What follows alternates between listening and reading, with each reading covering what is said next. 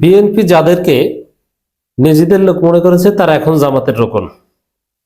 BNP নেতার সরল স্বীকারোক্তি নিয়ে রাজনীতিতে মোটামুটি যথেষ্ট আলোচনা হয়েছে এবং এটা একটা সাইন যে এভাবেই জামাত ক্ষমতার দিকে যাচ্ছে। কারণ এক সময় তো অতীতে তো আর জামাত ক্ষমতায় ছিল না। নিউ মার্কেটে একটা কাজে গেছি, সাধারণত যাওয়া হয় না, স্টুডেন্ট লাইফে নিউ মার্কেটে যেতাম, যে কোনো কারণেই হোক নিউ মার্কেটে একটা প্রয়োজনে যেতে হয়েছে রিসেন্টলি। কারণ আমি যে কাজটার জন্য গিয়েছি সেটা নিউ মার্কেটের বিকল্প বাংলাদেশে নেই। সেখানে এক দোকানদার আমাকে জিজ্ঞেস করলেন, চিনতে পেরেছেন, যে ভাই জামাত কি ক্ষমতায় আসবে? আমি বললাম হ্যাঁ আসবে। তিনি বলছেন যে অতীতে জামাত সিট পেয়েছে সর্বোচ্চ 18টা, তারা তো ক্ষমতা আসবে কিভাবে? আমি বললাম যে অতীতে জন্মগতভাবেই তো আর কেউ প্রধানমন্ত্রী প্রেসিডেন্ট বা ক্ষমতায় আসে না, একটা পর্যায়ে আসে, একটা প্রক্রিয়ার মধ্যে দিয়ে ধীরে ধীরে মানুষ ছোট থেকে বড় হয়। জন্মের সময় তার বড় হয় না যে তারপরে আস্তে আস্তে ছোট হবে। তো জামাত অতীতে ক্ষমতা আসতে পারেনি, এবার আসবে। অতীতে 18টা পেয়েছে, এবার 151+ পাবে। ইতিহাস তো এভাবেই হয় না। আসমান থেকে আগে থেকে জামাত ক্ষমতাসীন হিসেবে নাজিল হবে কোনটা? আওয়ামী লীগ কি শুরুতেই 151টা পেয়েছিল? না, ধীরে ধীরে ধীরে ধীরে আস্তে আস্তে বড় হয়েছে।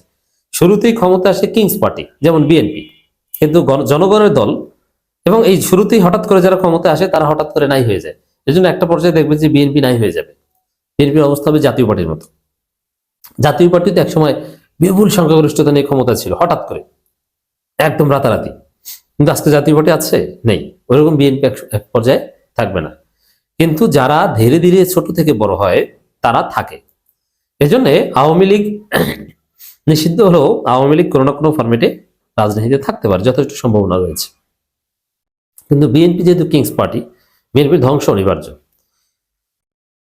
এখন জামাত কিভাবে ধীরে ধীরে ক্ষমতায় আসবে? এক সময় তো ক্ষমতা ছিল না, তাদের সিট ছিল সর্বোচ্চ 18টা।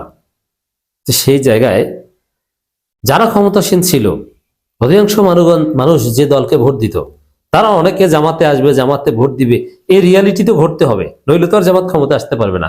আর সেই রিয়ালিটি, সে বাস্তবতা ঘটছে। কি? একসময় যারা বিএনপি করতো, একসময় যারা আওয়ামী লীগ করতো, একসময় যারা জাতীয় পার্টি করতো, তারা এখন জামাত ইসলামী করছে। তো এটা আমি অনেক উদাহরণ দিয়েছি বা বলেছি। এবার এটা সরাসরি স্বীকার করেছেন বিএনপি সাবেক শিক্ষা প্রতিমন্ত্রী, বিএনপি সংসদ সদস্য প্রার্থী জনাব এহসানুল হক মিলন। তিনি বলছেন একটা টকশোতে, যাদেরকে আমার লোক মনে করেছি তারা এখন জামাতের রোকন। মজা না? হ্যাঁ, এটা রিয়ালিটি। আমি নিজেই এরকম অনেক ঘটনার সাক্ষী। বিএনপি নেতা সৈয়দ মোয়াজ্জেম হোসেন আলালের একদম ঘনিষ্ঠ লোক, একদম কাছের লোক সাবেক এমপি মোয়াজ্জেম হোসেন আলাল, আমি যাদেরকে চিনি। খালেদা জিয়ার সাবেক একজন উপদেষ্টা জনাব হারিস চৌধুরীর একদম ক্লোজ লোক। হারিস চৌধুরী যার বাসায় যেতেন, মোয়াজ্জেম হোসেন আলাল যার বাসায় খেতেন। আরো অনেক বিএনপি সাবেক এমপি ক্যান্ডিডেটের প্রধান নির্বাচনী এজেন্ট, একসময়ের প্রস্তাবক, এটা এখন জামাত করেন, আমার চোখের দেখা। এবং এলাকার মুরব্বী, একটু পাওয়ারফুল লোক, মাতব্বর টাইপের লোক। এরা কারা হয়? সাধারণত তার সন্তান অনেক, কয়েক সন্তান বিদেশ থেকে, একজন ইটালি থেকে, অনেক টাকা পয়সা আছে, বাবার কিছু করা লাগে না, যে কোনো জায়গায় নাক গলান এবং মাতব্বরি করেন, সালিশি টালিশি করেন। এরকম মোড়ল সমাজে তৈরি হয় গ্রামে, এবং তারা সমাজে যথেষ্ট, গ্রামীণ সমাজ যথেষ্ট প্রভাবশালী হয়। আমি এরকম কিছু লোকজনকে চিনি এইভাবে পাওয়ারফুল, যার ভাই আমেরিকা থাকে, ছেলে ইটালি থাকে, অনেক ধনী মানুষ, নিজে কিছু করেন না, ঘোরেন, বাজার করেন আর খান, আর সব জায়গায় নাক গলান এবং সালিশি টালিশি করেন। সে এতটাই প্রভাবশালী ছিল যে স্থানীয় ছাত্রলীগের সেক্রেটারিকে থাপড়াইছে। আওয়ামী লীগ ক্ষমতা থাকতে কিচ্ছু করতে পারেনি। সে আওয়ামী লীগ করতো বিষয়টা এরকম না, সে করতো মূলত বিএনপি। কিন্তু আওয়ামী লীগ ক্ষমতা আসার পর একটা পর্যায়ে রাজনৈতিক বিষয়ে একদম কথা বলতো না, ফুল নন পলিটিক্যাল হয়ে গেছে। এবং নন পলিটিক্যাল হয়ে সে পাওয়ারফুল হিসেবে সোসাইটিতে এক্সিস্ট করতো, যেহেতু টাকা আছে, তার অনেক ছেলে, অনেক ভাই। হঠাৎ করে সেই লোক দেখছি এখন জামাত ইসলামীর প্রোগ্রামে সামনে সারিতে বসে, তিনি জামাত ইসলামী হয়ে গেছেন। তো এইভাবেই কিন্তু ঘটনা ঘটে। এরকম আরো অসংখ্য ঘটনা আছে। আপনি পত্রিকার পাতায় তো নিয়মিত দেখা যায় না, কারণ পত্রিকাগুলো এখন বিএনপির, এমনকি আমার দেশ পত্রিকা অনেকটা প্রো বিএনপি হয়ে গেছে। যে এখানে যেটা ঘটে বাস্তবতা, যে প্রত্যেক দিন বিএনপি থেকে শত শত মানুষ জামাত ইসলামীতে যোগ দেয়, কিন্তু সবগুলো পত্রিকা আসে না। অনেকে নীরবে নিবৃত্তিতে যোগ দেয়, অনেকে ওপেনলি ফুল দিয়ে যোগ দেয়। তা ফুল দেওয়ার ঘটনা দুই একটা পত্রিকা আসে, কিন্তু নীরবে নিবৃত্তিতে যারা যোগ দেয় তারা অনেকে সে ঘটনা অনেক পত্রিকা অনেক ক্ষেত্রে আসে না। এরকমই একটা ঘটনা বিএনপি সাবেক শিক্ষা প্রতিমন্ত্রী জনাব এহসানুল হক মিলন বলেছেন। রিয়ালিটি, যাদেরকে আমার লোক মনে করেছি তারা এখন জামাতের রোকন। মজা না? এটাই কথা।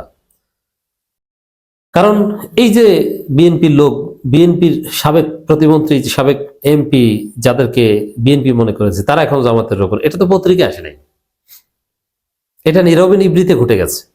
মাদ্রাসা প্রিন্সিপাল, স্কুলের হেডমাস্টার, ইউনিয়ন পরিষদের সচিব জামাতের রোকন হয়ে গেছে, এগুলো পত্রিকা আসেনি এবং জানতেনই না।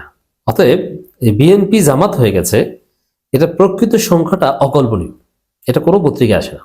এটা বেশিরভাগই 99% কেস নীরবে নিবৃত্তি ঘটে, আর 2-1% ঘটনা পত্রিকায় আসে।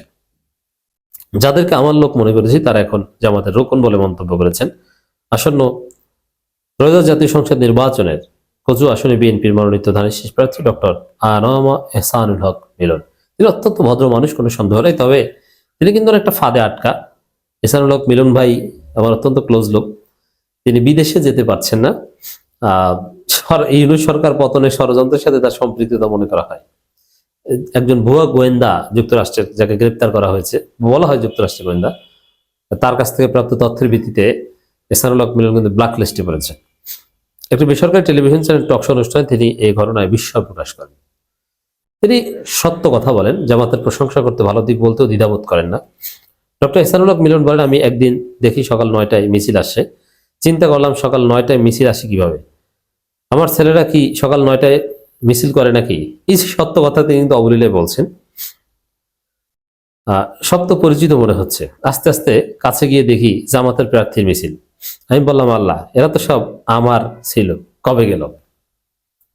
এইভাবেই আপনাদের ক্ষমতাও জামাতের কাছে চলে যাচ্ছে চোখের সামনে, এটা মেনে নিতে হবে।